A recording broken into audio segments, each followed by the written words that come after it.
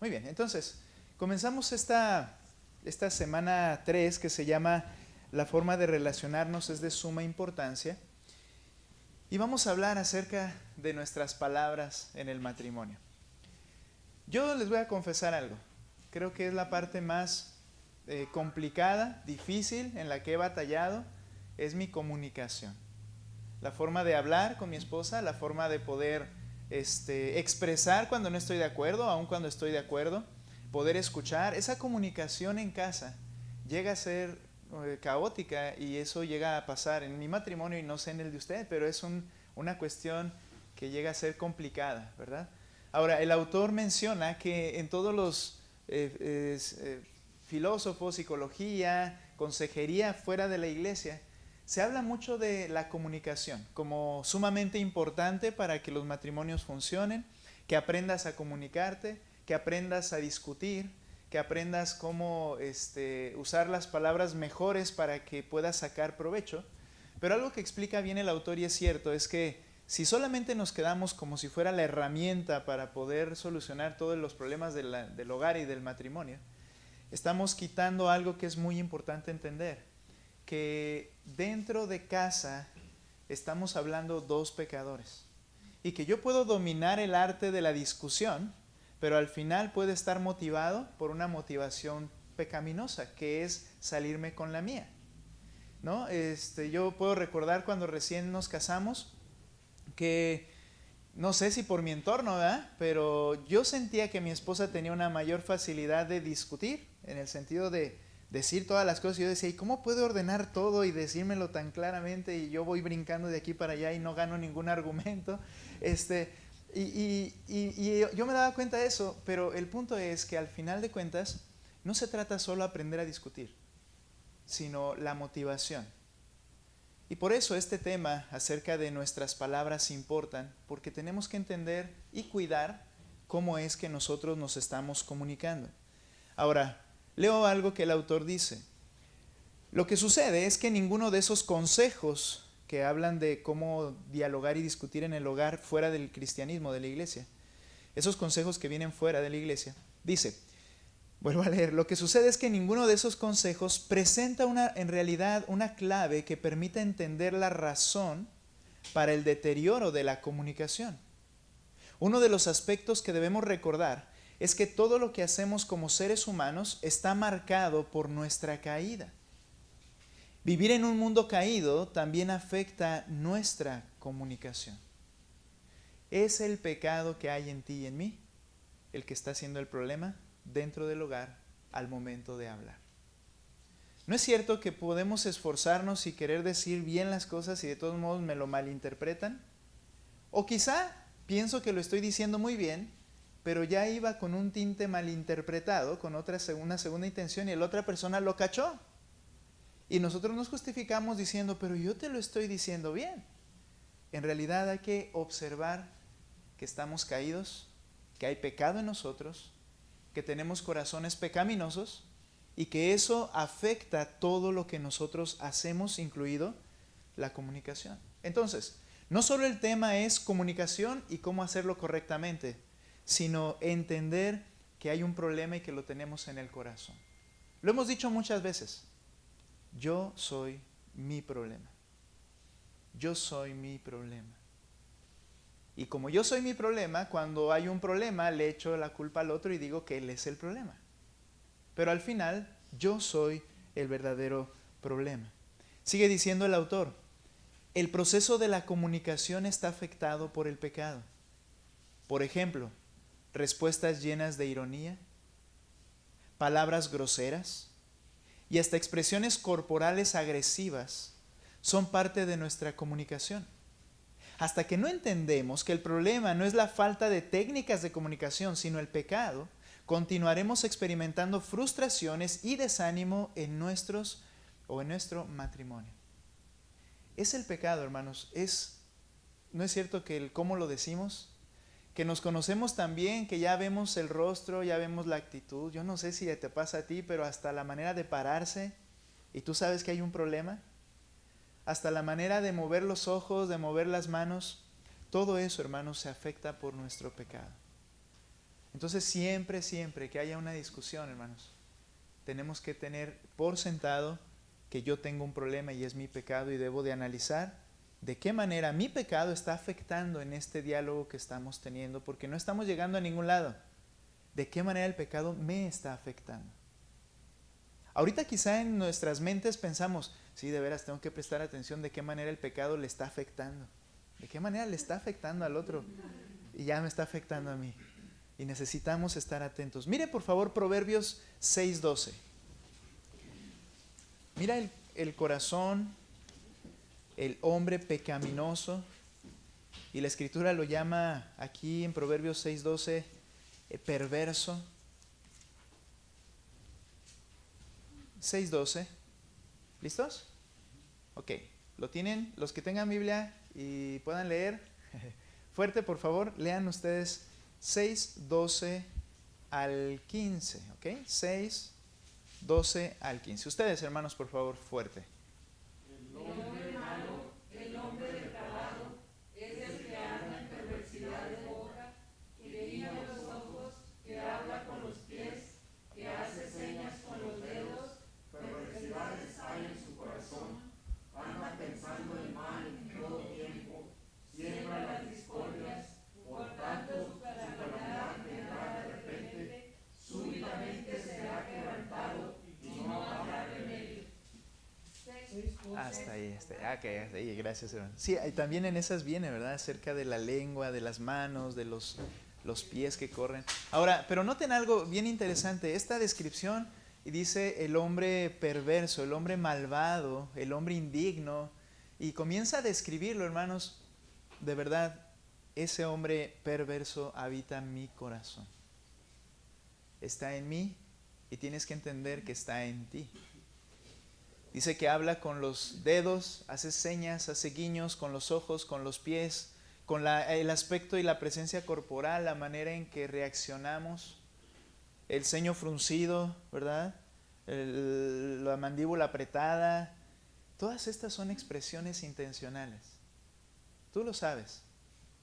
Puedes estar haciendo otra cosa y te están diciendo algo y tú simplemente con hacer, bueno, no sé si cada quien tiene su expresión, ¿no? Pero con hacer el... ¿verdad? Y ven tu mandíbula crujir y quieres que lo vean, quieres que se dé cuenta, quieres que vea, tu cónyuge, quieres que vea que no estás bien, que te molestó, que estás indignado. Me dice mi esposa mucho, no está aquí para testificar al respecto, pero dice que yo algo que suelo hacer cuando hay una situación que no me gusta es que me pongo erguido y que levanto la barbilla. No sé, necesito una foto, pero dice que lo hago así, ¿no? Entonces ella me conoce. ¿Y qué es? Es mi orgullo, es mi pecado, es el hombre malvado que habita mi corazón. Yo debo, hermanos, siempre acordarme que tengo esa naturaleza dentro de mí. Y que entonces cuando alguien me dice, ¿estás bien? ¿Estoy bien? Como si no se hubieran dado cuenta, tienes que recordar, habita en ti y habla con los dedos, habla con las señas, habla de manera agresiva o se comporta de manera agresiva. Es el pecado que habita dentro de nosotros y aún vive y vivirá en cada uno de nosotros. Creo que muchos, hermanos, nos hemos acostumbrado a vivir de esta forma. Esa es la manera de comunicarnos. Esa es la manera de hablar, de decir estoy de acuerdo o no lo estoy. Ese tipo de situaciones se convierte en nuestra forma, no el decir las cosas con claridad. No el decir, ok, yo pienso que eso está bien, o mira, yo pienso que lo que dijiste, por lo que yo entiendo, fue una grosería, no estoy de acuerdo. Pero no acá, no haciendo todas estas cosas con palabras. A veces no es nuestra forma de hablar en casa. Y así empezamos desde el noviazgo. Aguas. Y así empezamos desde el noviazgo, ¿no? Esas expresiones. Y batallamos para entenderlo. Dice Santiago capítulo 4, verso 1 al 3, leo aquí en el mismo libro está, ¿de dónde vienen las guerras y los conflictos entre vosotros? Aquí le habla a una iglesia y le dice que hay guerras entre ellos. Y luego dice, no vienen de vuestras pasiones que combaten en vuestros miembros. Codiciáis y no tenéis, por eso cometéis homicidio. Sois envidiosos y no podéis obtener, por eso combatís y hacéis guerra. No tenéis porque no pedís, pedís y no recibís porque pedís con malos propósitos para gastarlo en vuestros placeres. Y cuando pasamos por ahí en Santiago, explicábamos que esto aplica tanto al creyente genuino como a los creyentes nominales dentro de una iglesia. Pero esto está en nosotros, por eso nos enojamos. Por eso ardemos de ira, porque no alcanzamos y logramos lo que queremos y estamos listos para hacer la guerra contra quien sea que está oponiéndose a mi idea. Y eso es lo que pasa en el matrimonio. La esposa o el esposo tiene un punto de vista diferente, lo dijo bien, lo dijo mal, como sea, pero yo voy a hacer la guerra, yo tengo que ganar porque hay tus pasiones que están dentro de ti y que combaten en tus miembros. Dice, peleáis, codiciáis. Todo esto, hermanos, es la naturaleza pecaminosa que habita nuestro corazón. Nuestro problema, dice el autor, es que deseamos cosas y las deseamos tanto que estamos dispuestos a ir a la guerra por ellas. Una buena comunicación empieza cuando permitimos que el Evangelio nos haga crecer en humildad. El primer paso es entender que la doctrina del pecado nos dice que todavía enfrentamos en realidad una lucha interior. La Escritura dice que el pecado no será erradicado de nosotros hasta que estemos en su presencia. Entonces, sí, esas actitudes que ve tu esposa, ten la seguridad que pueden ser ciertas. Esas caras y esas palabras pueden ser realidad. ¿Por qué? Porque el pecado habitará tu corazón y el mío hasta el día en que el Señor nos haga perfectos. Entonces, hay que reconocer en primer lugar esto. Sigo leyendo. Esa verdad nos permite crecer en humildad y nos hace darnos cuenta de que cuando tenemos una diferencia con nuestro cónyuge, nuestra perspectiva puede ser incorrecta, porque pueden existir deseos pecaminosos que la distorsionan y por ende debemos cuidar nuestras palabras hasta el punto de que reflejen ese sentido de humildad y reconocimiento de nuestras propias fallas. Hermanos, yo creo que tú también te ha pasado en casa. Yo le he dicho a mi esposa, hay varias maneras de hacer las cosas. O sea, no solo la que tú piensas es la correcta, ¿cierto? No solo la que yo pienso es la correcta. Pero lo que no debemos descartar es que puede haber una motivación incorrecta en mí. Y por eso decido otro camino para hacerlo. Y que su motivación puede ser más correcta o correcta, pero lucho porque no quiero conceder. Y puedo decir ese argumento que les acabo de decir y decir, tiene razón, hay muchas maneras de hacerlo. Pero ¿por qué lo quieres hacer a tu manera? ¿Qué te motiva? Tienes que tener esa semilla entendida, ese sentido de humildad y reconocer que puedes estar equivocado y que puedes tener motivaciones también equivocadas. Producto de la realidad de nuestra pecaminosidad e imperfección, ambos podemos estar conscientes de que nuestra perspectiva puede ser incorrecta. Al observar el Evangelio, hermanos, esto nos hace humildes. La humildad trae sabiduría, dice la Escritura, Proverbios 11:12. Solamente cuando somos humildes estamos siendo sabios. De verdad, hermanos, hombres, hablábamos en una ocasión que algo que necesitamos es respeto.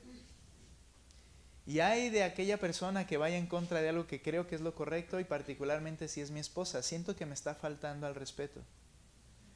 Hay que entender algo, hermanos. Ella es creyente, ella tiene sabiduría y puede tener la razón. No estoy diciendo que para no tener problemas vamos a hacer lo que tú dices y siempre vamos a hacer lo que tú dices. Y entonces ya nos agarraron la medida, porque entonces la hermana, o puede pasar, ¿verdad? Puede pasar. La hermana ya sabe cómo reaccionar, ya sabe qué carita poner, y tú, bueno, lo vamos a hacer de esa manera. No me refiero a eso, porque eso también es un chantaje incorrecto de lo que estamos hablando. Lo que me estoy refiriendo es que tenemos que dar un voto de confianza en que yo puedo estar equivocado. Humildad, y ahí es donde nos cuesta tanto trabajo.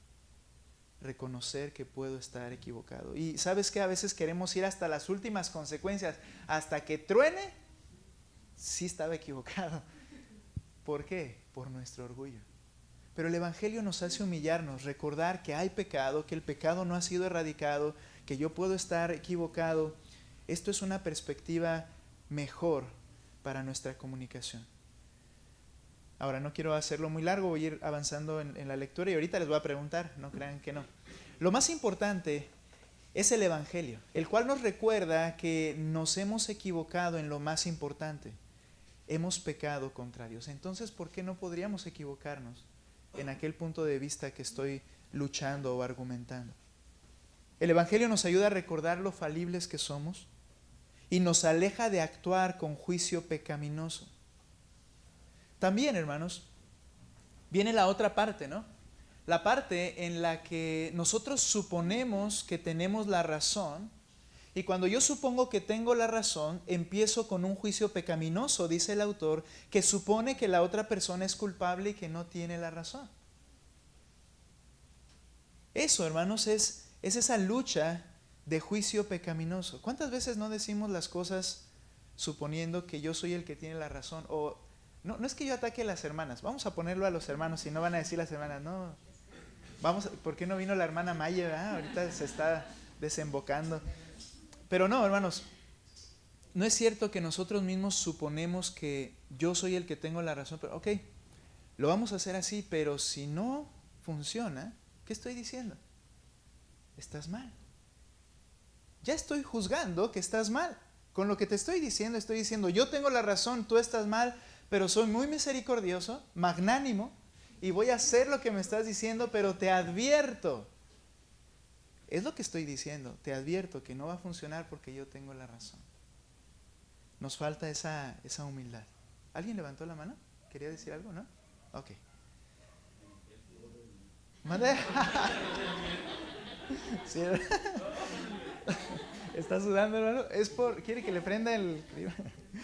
Noten, por favor, Romanos 14. Habla aquí del juicio, de ese juicio pecaminoso que llegamos a hacer. Romanos capítulo 14, versículo 10 al 13. Les voy a pedir nuevamente que ustedes lean. Romanos 14, 10. 10 al 13. ¿Ok? ¿Listos? Muy bien. A una voz, hermanos, si ya lo tienen. Romanos, doy un poquito de chance. Romanos 14, 10 al 13. Adelante, hermano. Pero tú, ¿por qué juzgas a tu hermano? O tú también, ¿por qué menosprecias a tu hermano? Porque todos compareceremos ante el tribunal de Cristo, porque escrito está: vivo yo, dice el Señor, que ante mí se doblará toda rodilla y toda lengua confesará a Dios, de manera que cada uno de nosotros dará a Dios cuenta de sí. Así que ya no podemos los unos a los otros, sino más bien decidir no poner tropiezos u ocasión de caer al hermano. Ok, lean el 13 nuevamente, que es la conclusión de lo que estamos viendo aquí. Fuerte, ¿dice el 13? Así que ya no nos juzguemos más los unos a los otros, sino más bien decidir no poner tropiezo u ocasión de caer al hermano. Ok, noten que esto habla de la relación en la iglesia y habla de los, si lo lee previamente, habla de los maduros o los que tienen más tiempo y los nuevos en la fe. Y el problema allí era acerca de la comida y la comida, si podían comer carne o no. Eran algunos de ellos obviamente judíos y decían, sí, ya como creyente he entendido que puedo comer carne. Y el judío nuevo creyente decía, pero yo nunca he comido esa carne, yo creo que no. Y luchaba en su corazón. Bueno, había un problema ahí, que el que era más grande, el que era más maduro supuestamente menospreciaba al nuevo y el nuevo criticaba al más maduro, ¿no? Y se estaban así de una forma juzgando. Ahora, hermanos, no hay que juzgar. Hay un texto que dice que el espiritual juzga todas las cosas y él no es juzgado de nadie. Y luego aquí dice, no se juzguen uno al otro. ¿Qué es lo que está pasando? La Escritura nos enseña que tenemos discernimiento, sabiduría para ver las cosas, entender la Escritura y decidir, juzgar, decidir qué es bueno y qué es lo malo. Bíblicamente tenemos esa capacidad y somos llamados a hacerlo. Cuando hay un pecado, dice la Escritura, ¿no van a juzgar ustedes a los que están dentro? ¿Qué quiere decir? Que vamos nosotros a analizar, a escudriñar y a ver qué es bien, qué es mal y decir esto está mal y lo debo hacer. Pero el término aquí cuando dice no se juzguen, No es, bueno, no le tengo que decir que estamos mal o que él está mal o que es un pecado. No, esta palabra es la palabra crino. Y esta palabra significa asumir el oficio de juez. Es decir, esta actitud era la de superioridad. La de decir, yo tengo la razón. El asunto que se estaba tratando no era un pecado bíblico. No hay una definición bíblica, son asuntos secundarios en los que se puede discutir y tener diferente punto de vista, pero la actitud es, yo tengo la razón, yo soy el juez, tú estás mal. Ahora, si esto se aplica a la iglesia, dice, así no es como se deben llevar, así no es como se deben hablar. Al contrario, establezcan esto en sus corazones, no poner tropiezo a mi hermano. Si hay algo que a él le afecta, yo voy a evitar hacerlo porque le amo, no quiero verlo tropezar. Voy a esperar que madure, voy a esperar que entienda y que aprenda. Esto se debe trasladar a la primera comunión. Soy yo medio raro eso, ¿verdad? Pero a la comunión primaria de todo creyente, que es su esposo, su esposa. Se vuelve un caos el hogar cuando hay dos jueces en el hogar, cada uno con su, no sé cómo se llama el martillito, ese, y golpeando, y yo tengo la razón, y a ver quién choca primero, y dice, decide mejor no poner tropiezo, decide mejor ayudar, decide mejor cómo edificar. Porque esto, hermanos, destruye no solo la comunicación, sino en realidad la relación matrimonial y cristiana que deberíamos reflejar. Nos convertimos dos jueces, cada quien con sus ropas, con su banca, con su martillito, y cada quien dictando lo que cree que es lo correcto y juzgándonos uno al otro y poniéndonos por encima del otro.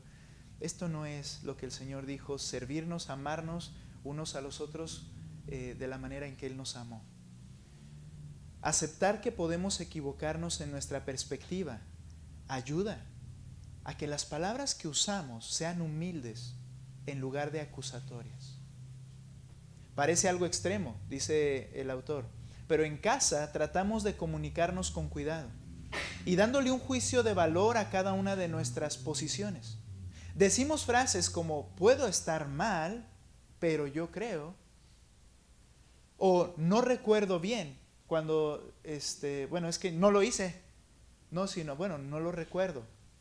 No recuerdo bien, dice él. Otra frase, en realidad sé que puedo estar equivocado. Estas frases, dice, se siente un tanto falsa cuando comienzas a usarla, pero con el tiempo vemos que es fruto del Evangelio que nos recuerda que no siempre estamos en lo correcto. Aún en las rutas, en el auto, es que vete por esta, ¿verdad? No, es que esta es la que... Aún en esas frases, ¿no? El decir, bueno, quizá nos topemos con tráfico, pero yo creo, mi amor, que la ruta esta puede estar más despejada. Pero, mi amor, la que tú quieras decidir, ¿verdad? Las frases tienen que ver también, hermanos. Las frases tienen que ver... Sí, de una manera, así lo decimos luego, pero es de una manera de, entonces vete por donde quieras, vas a ver, ¿verdad? Ahora, escuchen algo, hermanos. Quiero preguntarles algo, si alguien quiere compartir. ¿De qué manera ha afectado tu relación cuando no estás teniendo en cuenta tu falibilidad? ¿De qué manera esta semana o en estos días ha afectado tu relación cuando tú no has tenido en cuenta que tú puedes fallar y defiendes el punto, luchas? ¿Alguien quiere poner un ejemplo que le haya pasado esta semana? Adelante, hermanos. ¿Estamos solos? ¿Alguien? ¿En algún momento no consideraste que eres falible? ¿Y cómo afectó eso tu relación? Esposa mía, estamos en problemas tú y yo porque... No sé qué, hermano. Sé que hay, pero... ¿Alguien? ¿Última chance? Si no, está bien, seguimos. Bueno, a mí me pasa que yo quisiera que mi esposo reconozca cuando está mal, pero también ahorita que nos está explicando, estoy entendiendo que tal vez yo esté equivocada porque porque estoy como queriendo que él reconozca algo que yo creo que está correcto, pero a lo mejor no está correcto. O sea, yo creo que tengo la razón, pero si él no reconoce, quiere decir que a lo mejor no la tengo, o a lo mejor los dos estamos mal. Yo creyendo que tengo la razón y él también porque no reconoce que yo tengo la razón. Así es. Y queremos que reconozcan que tenemos la razón. Sí, claro. Y eso es donde tenemos que considerar, hermanos, que puede ser nuestro pecado, ¿verdad? Nuestro orgullo. Por un lado, el que usted no reconoce. Por un lado, vamos a reconciliar, ¿verdad? Ya no va a querer venir. ¿Sí, Jera? Gracias, hermanos. Yo algo que escuché y se me hace muy como, bueno, tiene mucha sabiduría, ¿no? Que dice que, por ejemplo, en la mujer, dice la mujer, aunque sepa que el Cuidado con esposo... lo que vas a decir, Jera. No, por eso estoy hilando bien las palabras. Estoy Pensando bien, no, era meter la pata.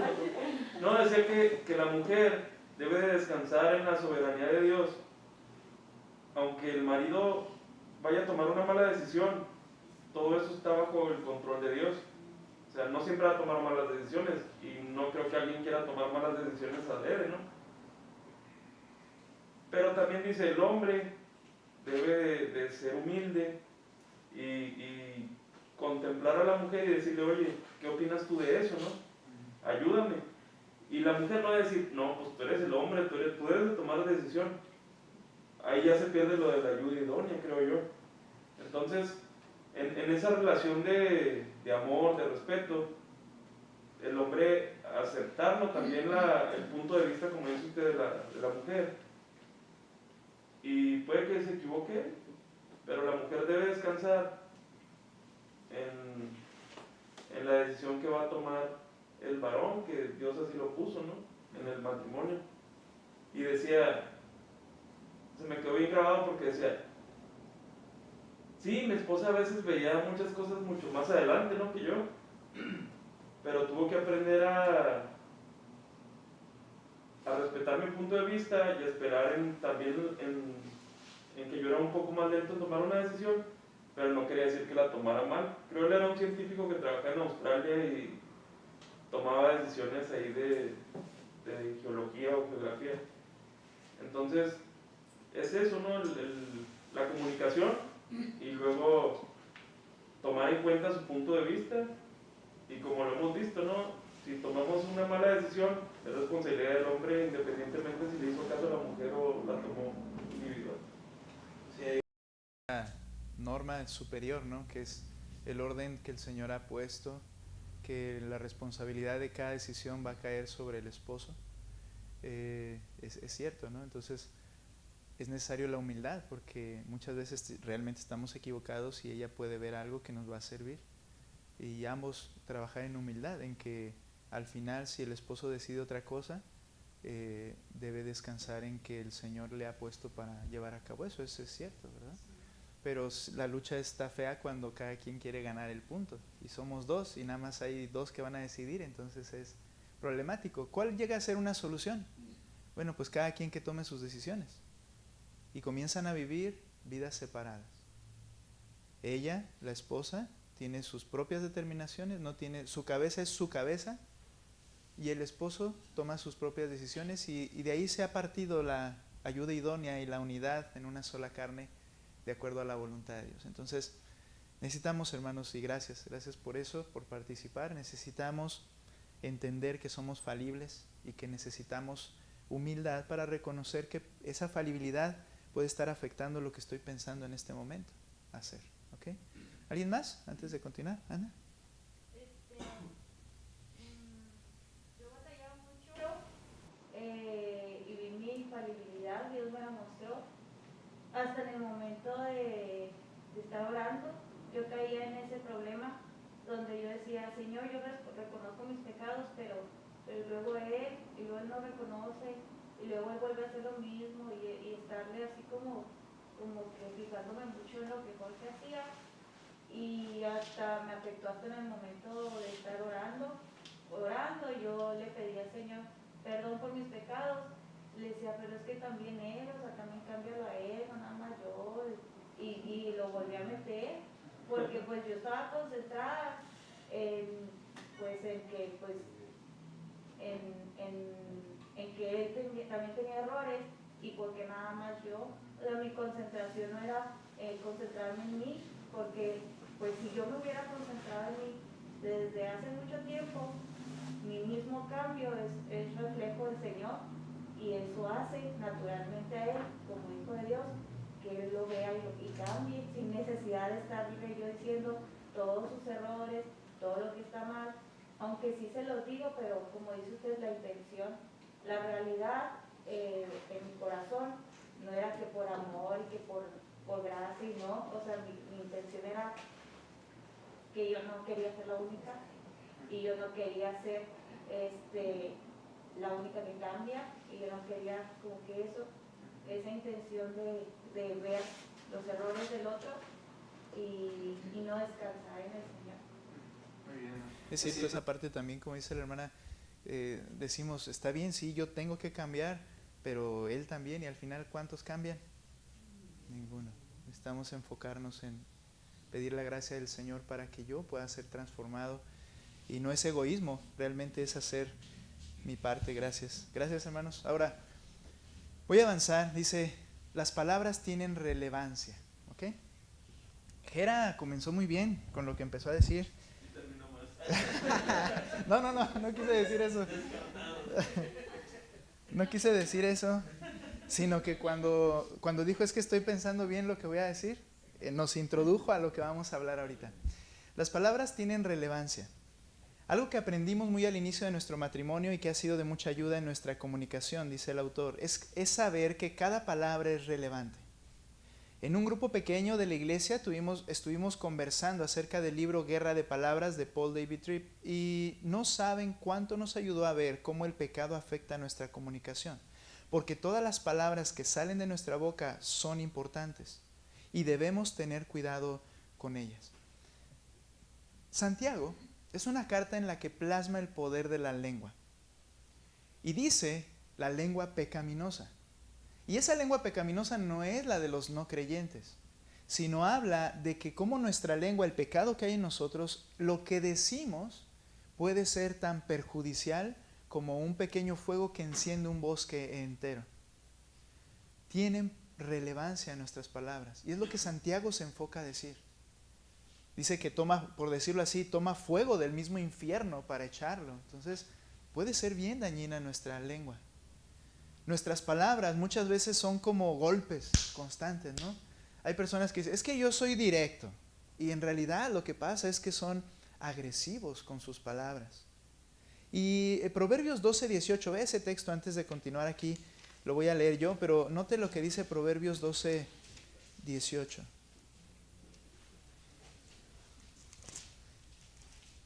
¿Sabes? Yo al principio me consideraba que estaba bien y que la que discutía más era mi esposa. Yo ese era mi concepto. Pero ¿sabes qué? No es cierto, también era una mala técnica, ¿no? Pero al final, un día me dijo mi esposa, pues ahora lo haces muy bien. ¿Y qué quiere decir esto? Que comenzamos a usar ese lenguaje agresivo, dañino. Y nota lo que dice 12:18. Estoy en el 16. 12:18. Hay quien habla sin tino, como golpes de espada. Nota, por ejemplo, la Reina Valera. Lean ustedes la primera parte fuerte. ¿Qué dice? Lo interesante de la traducción es que la idea es que, o sea, no, una espada es eficaz, ¿no? Si la necesitas para algo y ¡pum!, ya lo lograste. Pero dice que es como hombres con una espada, pero que dan así y no le dan donde tienen que dar. Así es nuestra lengua cuando no cuidamos lo que estamos diciendo. Pensamos que estamos diciendo y causando efecto, y podemos estar simplemente dañando y no dando realmente en la verdad. Y dice ahí entonces, hay quien habla sin tino con golpes de espada, pero la lengua de los sabios sana. Ser sabio, hermanos, implica que nuestras palabras puedan traer edificación. Dijo el Pablo, si va a salir algo de tu boca, que sea algo que edifique a los demás. Que tus palabras sean de edificación, si no sería mejor que no salieran de nuestras lenguas. Pero cuando nuestras pasiones nos ganan, la realidad es que nuestra lengua comienza a ser como ese que trae una espada y que está con los ojos cerrados y golpeando y dañando y destruyendo. Y eso es lo que hacemos. Por eso, hermanos, cuando acaban las discusiones, ¿cómo quedamos? ¿Quedamos dolidos? ¿Quedamos tristes? ¿Quedamos vacíos? ¿Nos sentimos deprimidos? Porque fueron puros espadazos y dañaron y quebramos y destruimos. Por eso es que debemos tener cuidado con cada palabra que sale de nuestra boca, pues la Biblia afirma que daremos cuenta por cada una de ellas. Ahora, el autor habla que las palabras tienen relevancia y cuatro principios que vamos a mencionar de manera breve, pero que son muy importantes. Y este es donde les decía que Gera comenzó muy bien y terminó bien también.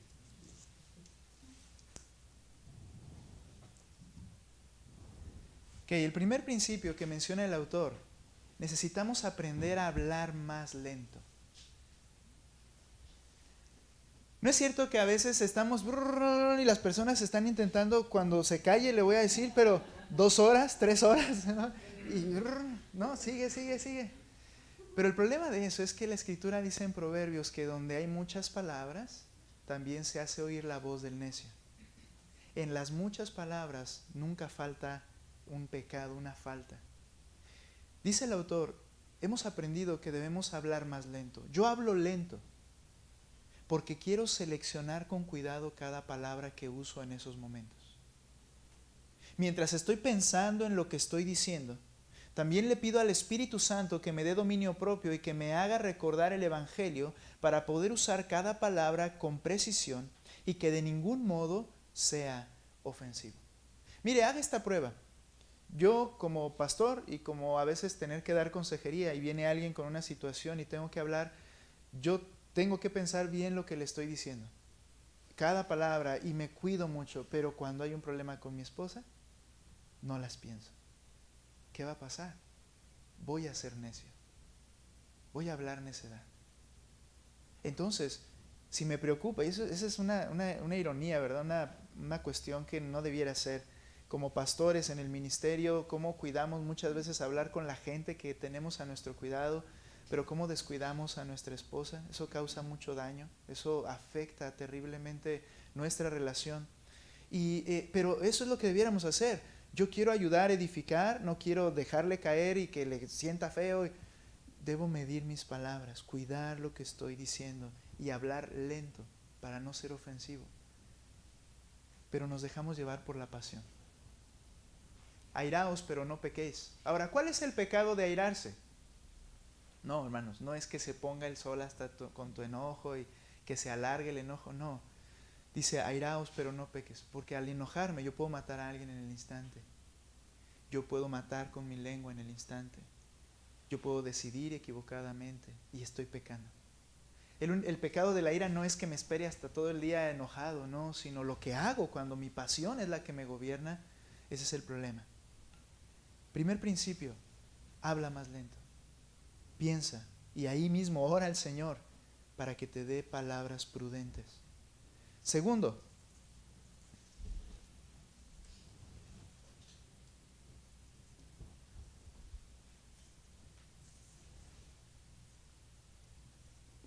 ahí. Bueno, ahí se ve.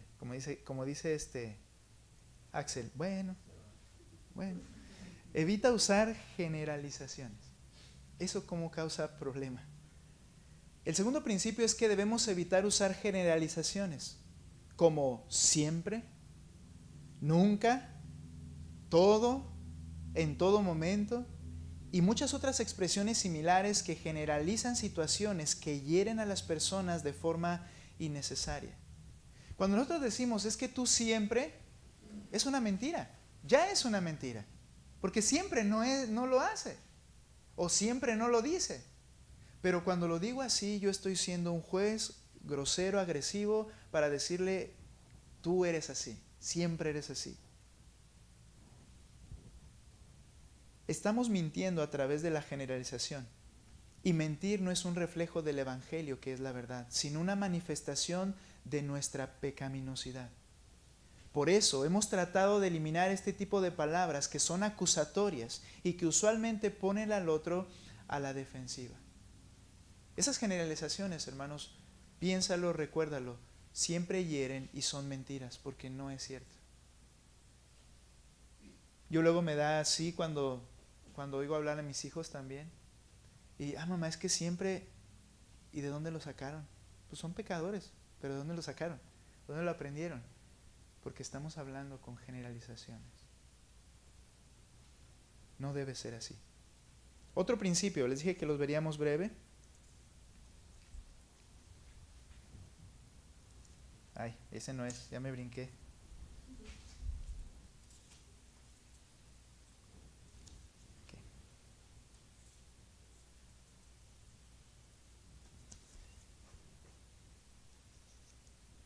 ¿Has oído o has dicho cuántas veces, bueno, es que no fue mi intención?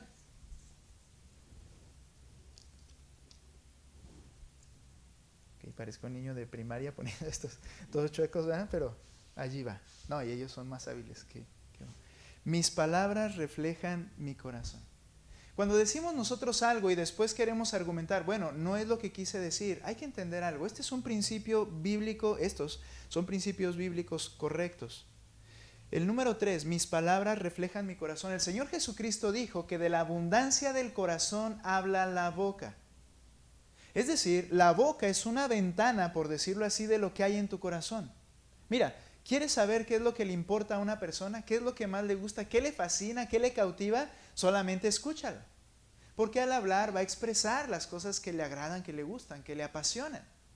Porque la boca es una ventana al corazón. Entonces debes saber que cuando salió de tu boca, eso era lo que querías hacer. Eso es lo que hay en tu corazón.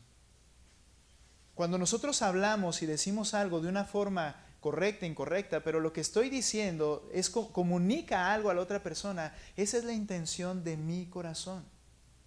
Nosotros creemos, dice el autor, que las palabras tienen valor y por eso evaluamos lo que nuestras palabras comunican. Aceptar que nuestras palabras reflejan nuestros corazones es algo necesario para poder hacer un cambio. Lo que yo digo refleja lo que yo creo, lo que yo estoy pensando.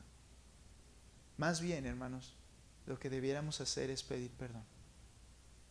Es decir, mira, yo dije eso fue equivocado, fue pecaminoso, yo lo quise decir, está en mi corazón y te pido perdón por eso. En lugar de siempre estarnos arreglando y siempre saliéndonos por la justificación propia al decir, no fue mi intención, no es lo que quise decir. Cada vez que digamos palabras inadecuadas en lugar de expresar, dice el autor, eso no es lo que quería decir, es mucho mejor que pidamos perdón y que enfrentemos las palabras que salieron de nuestro corazón con sinceridad. Porque mis palabras muestran, reflejan lo que hay en mi corazón. Y el último, hermanos, dentro de la comunicación, algo que debemos trabajar y que la Escritura nos enseña. Lo abrevié un poquito para que me cupiera porque está muy largo.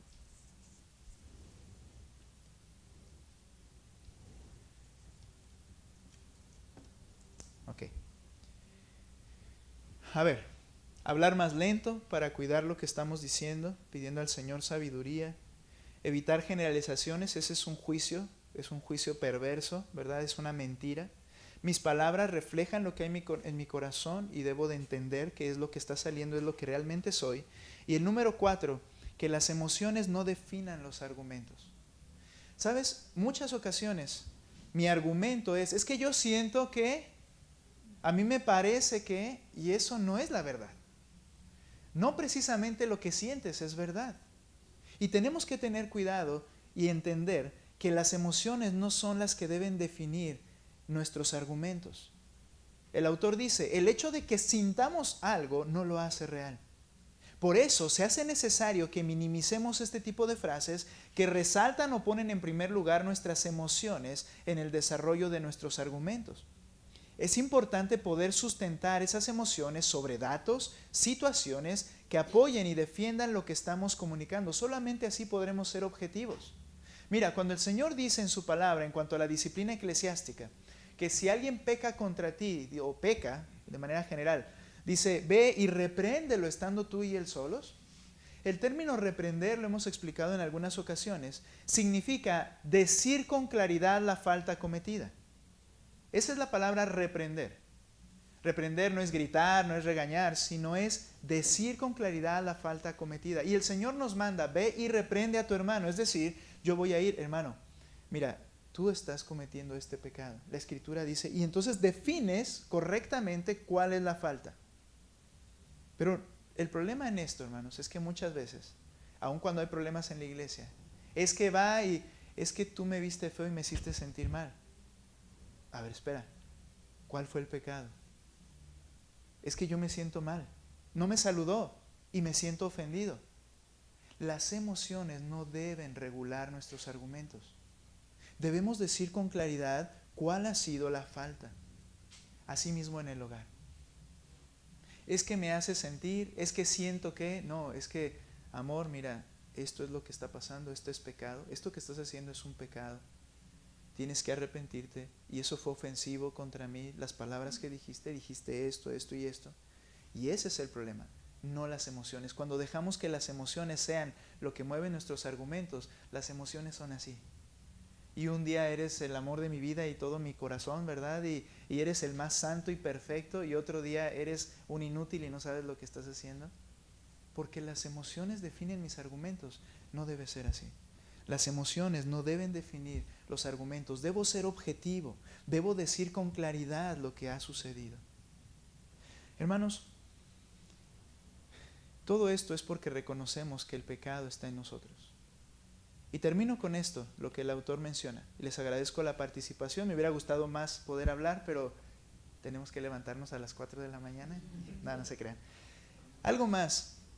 Hablar acerca de los conflictos cuando ya no están en conflicto.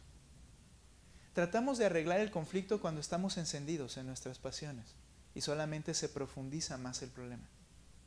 Pero ya cuando estamos bien, no somos valientes, porque se requiere valor de regresar y decir, oye amor, mira, ¿te acuerdas de lo que pasó?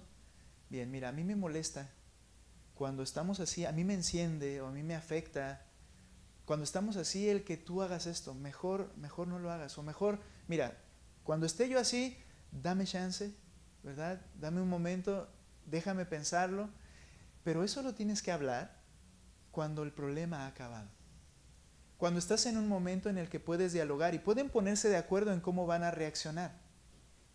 La vez pasada les decía, y les vuelvo a repetir, algo que mi esposa me ha dicho, nunca me preguntes qué tienes. Cuando sabes que hay un problema conmigo. ¿Qué tienes? Porque ya estoy diciendo, ¿verdad? ¿Estás mal?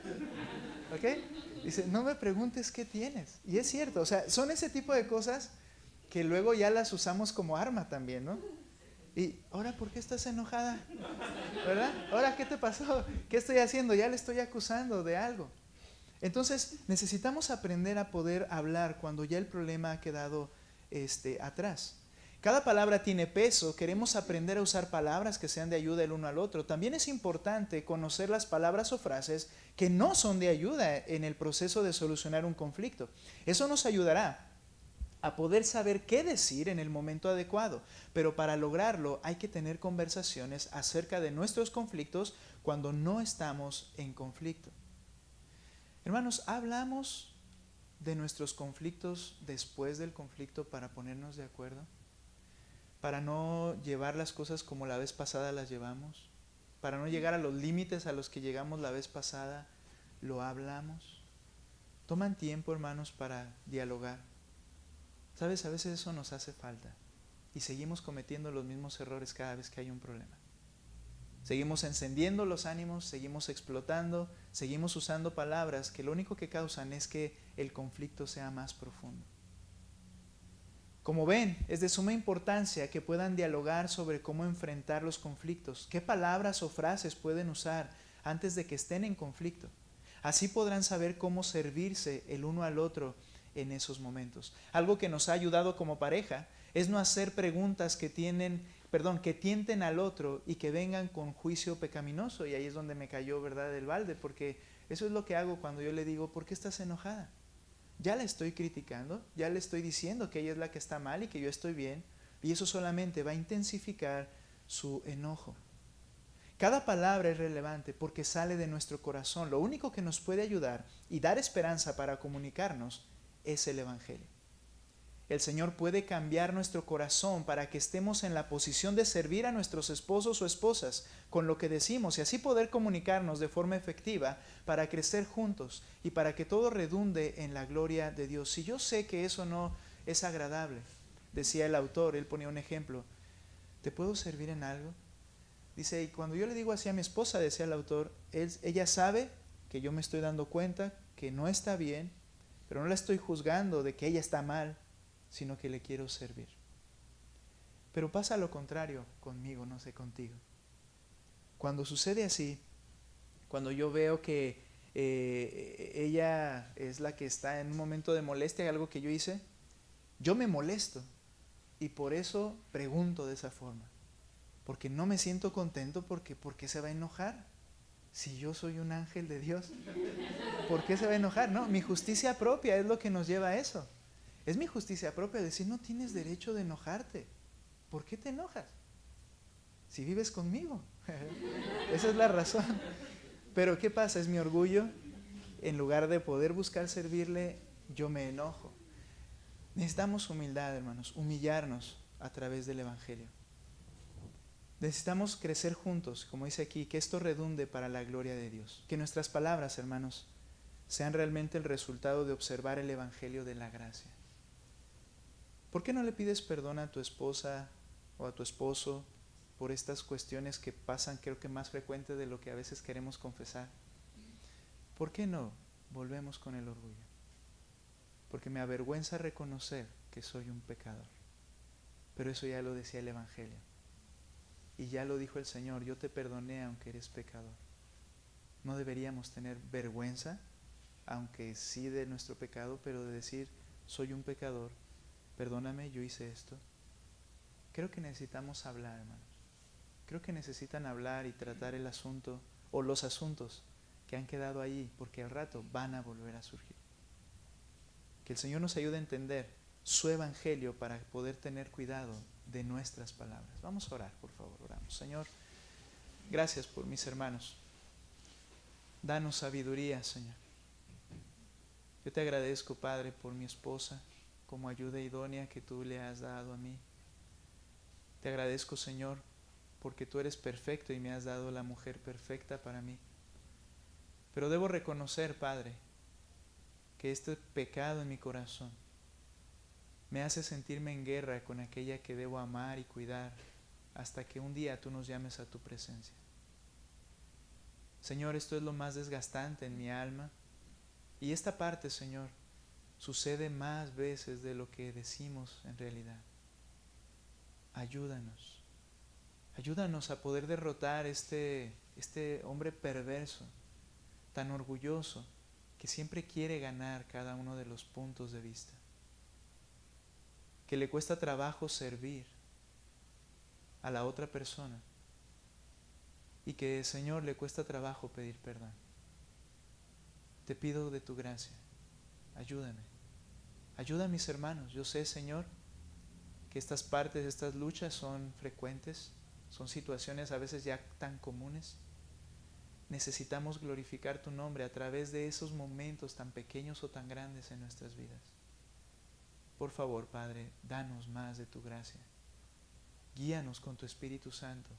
Ayúdanos a que reflejemos tu amor y relación con tu iglesia en nuestras propias casas, Padre. Te alabamos, bendecimos tu nombre porque eres perfecto y porque nos has amado a pesar de que somos quienes somos.